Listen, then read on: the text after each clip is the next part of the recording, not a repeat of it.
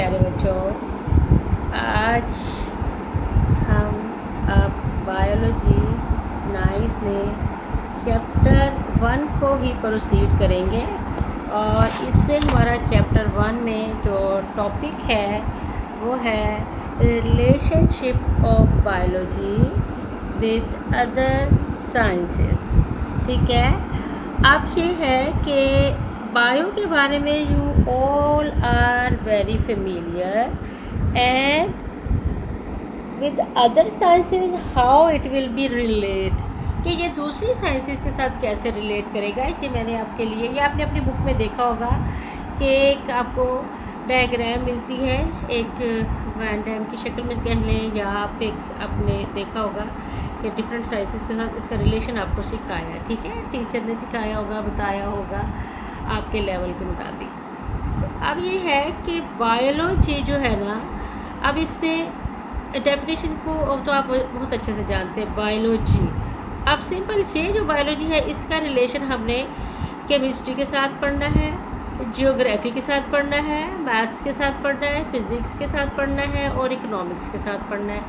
तो इस तरीके से पढ़ना है कि आपको पता चलेगा कि ज़िंदगी कैसे दूसरे सब्जेक्ट में हेल्पफुल होती है या क्या रोल प्ले करती है। भाई ये साइंस केमिस्ट्री क्या रोल प्ले करती है। तो जब आप इसको बायोलॉजी को केमिस्ट्री के साथ करेंगे तो ये फिर बन जाता है बायो केमिस्ट्री, ऐसे करके। ठीक है, तो ये हो जाएगा बायो केमिस्ट्री। और इसी तरह से बायो जियोग्राफी हो जाएगा। मैथ के साथ करेंगे तो बायो मैथ्स, या इसको बायोमेट्री कहते हैं। इसी तरह से बायो फिज़िक्स करेंगे तो बायो फिज़िक्स हो जाएगा। बायो इकोनॉमिक्स, ठीक है, बायो इकोनॉमिक्स। फिर आप कहते हैं ये बायो केमिस्ट्री हो गया। हमने इसके रिलेशनशिप में बताना है कि कौन सा कैसे काम करता है। ठीक है, तो बायो केमिस्ट्री में सिंपली आपको मैं एक छोटी छोटी एग्जांपल के साथ बताती देती हूँ ताकि हमारी वीडियो भी प्रोलॉन्ग ना करे और आप बोर भी ना हो। ठीक है, सिर्फ आपने इसके मेजर पॉइंट्स याद करने के। बायो केमिस्ट्री जो है ना, इसमें आप डिफरेंट केमिकल्स की नेचर को स्टडी करते हैं, along how it affects the life, कि हमारी ज़िंदगी पर कैसे असर डालती है या इसका कोई रोल भी है या नहीं केमिस्ट्री का। ठीक है, तो ये चीज़ें आपने इसमें स्टडी करनी है।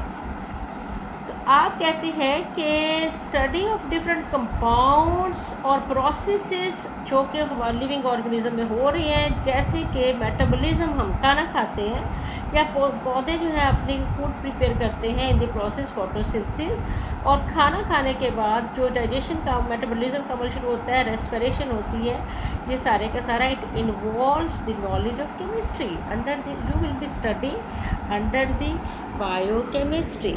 ठीक है, अंडर द बायोकेमिस्ट्री। फिर हम कहते हैं कि बायो जियोग्राफी, बायो जियो, अच्छा जियो का मतलब होता है ज़मीन, बायो ज़िंदगी आ गया। ठीक है, ये और ग्राफिकली कि हम ग्राफ वाइज पढ़ते हैं कि जो हम डिफरेंट रीजन्स में दुनिया के या हमारे अपने पाकिस्तान में देख लें कि वहाँ पर आबादी कैसी कैसी पॉपुलेशन है, बहुत, मैं इंसानों की कह लें, प्लांट्स की कह लें, एनिमल्स की कह लें। अब देखिए आपको मार्कोड मिलता है तो, या आपको ये यॉर्क मिलता है, तो हमारे पास तो बकरियां हैं, भैंसें हैं। ठीक है, हमारे एरिया में।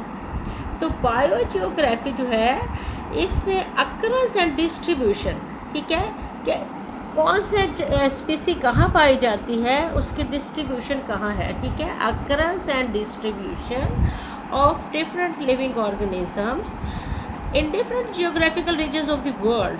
ठीक है, हम देखते हैं कि उनके करैक्टरिस्टिक्स कैसे हैं, फिर पर्टिकुलर किस्म के रीजन, जियोग्राफिकल रीजन्स में डिटरमिन करते हैं करैक्टरिस्टिक्स ऑफ लिविंग ऑर्गेनिज्म जो वहाँ पाए जाते हैं। ठीक है, फिर आप कहते हैं कि बायो इकोनॉमिक्स, इसके बिल्कुल सामने फिर बायो इकोनॉमिक्स आ जाती है। ठीक है। इसमें अफेक्टिविटी, वायबिलिटी, हम देखते हैं कॉस्ट, वैल्यू और प्रॉफिट कि कितना हम इस पर खर्च करेंगे और उसका हमें आउटपुट कितना मिलेगा। अब जैसे कि आपके पास जितने एकड़ ज़मीन है और आप बीज डालते हैं तो कि हर बीज के नतीजे में आपको इस किस्म की प्लांटेशन आप करेंगे कि उसके नतीजे में आपको उतना आउटपुट मिलेगा, उसकी इफ़ेक्टिविटी, फिर आपको उसका आउटपुट मिलेगा, क्या कॉस्ट वैल्यू प्रॉफिट वैल्यू के साथ मैच कर रही है या प्रॉफिट बिल्कुल नहीं हो रहा है, सिर्फ आपका खर्चा ही हो रहा है। तो ये सारी चीज़ें आप स्टडी करते हैं बायो इकोनॉमिक्स में, ठीक है। बायोफिज़िक्स में आप पढ़ते हैं ये जो हम चल फिर रहे हैं, हमारा दौड़ना भागना, मूवमेंट टुवर्ड्स दी अर्थ, ज़मीन की तरफ जा रहे हैं, हम हवा में क्यों नहीं उड़ते।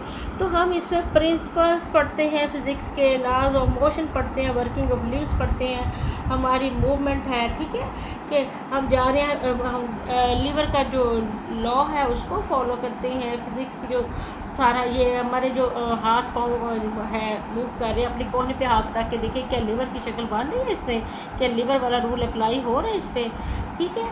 तो इस तरह से आप इसमें स्टडीज़ करते हैं इसकी प्रिंसिपल्स की।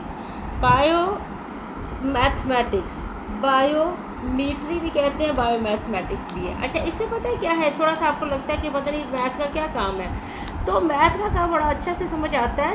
It deals with the study of the biological processes using the mathematical techniques and tools, ठीक है, टूल्स एंड टेक्निक्स को यूज़ करते हैं। It has both practical and theoretical application in biological research.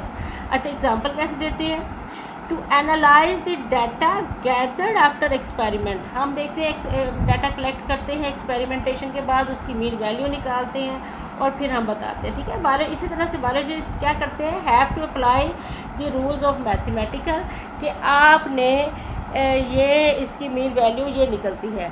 आपने टाइट्रेशन के practical करते हैं chemistry में जैसे करते हैं, तो उसके भी आपको मैथ में पढ़ाई करना पड़ता है। तो ये सारा का सारा आता है, all comes under the relationship of biology with other sciences. मुश्किल नहीं है, आसान है, बहुत आसान है। थैंक यू बच्चों।